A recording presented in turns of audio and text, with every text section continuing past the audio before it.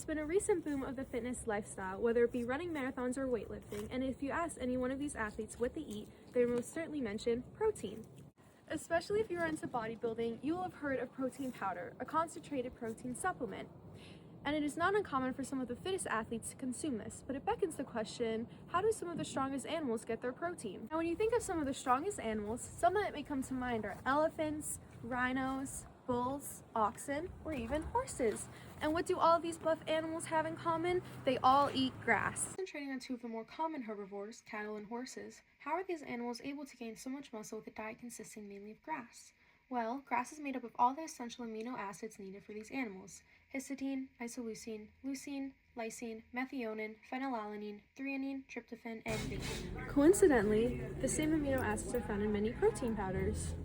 But if grass has all of these amino acids, why don't we just eat it for protein? Well, we don't have the stomach for it. Through microbial fermentation in their specialized digestive chambers, both animals are able to break down cellulose and transform grass into energy and easily digestible nutrients, the cow in its ruminants or foregut and the horse in its hindgut. Unlike horses, cows are ruminant, meaning that they have 4 compartments within their stomach while we only have 1. The first compartment is the biggest, the rumen. This is where all the grass that the cow eats goes, which is half chewed along with water.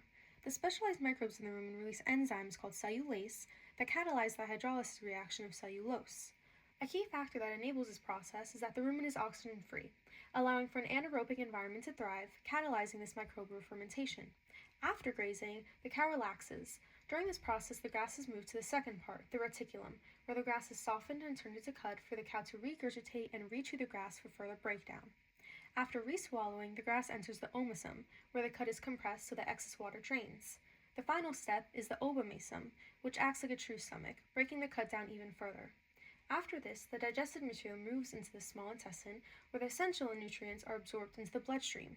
It is important to note that fermentation in human stomachs is a bad sign, while it is very necessary for cows, a key component to why they are able to digest grass so well and we are not. For horses, this microbial fermentation is located in their hindgut, more specifically their cecum and large colon. Similar to the cow, microbes such as bacteria, fungi, and protozoa break down the cellulose by releasing those cellulase enzymes. Horses are also not ruminant, meaning that they do not regurgitate their food.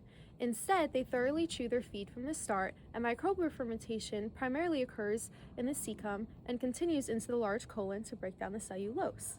So even though these herbivores have different locations for the digestion of grass, they both use microbial fermentation to extract the essential nutrients, which enables them to gain so much muscle, and why we do not have access to this natural protein powder.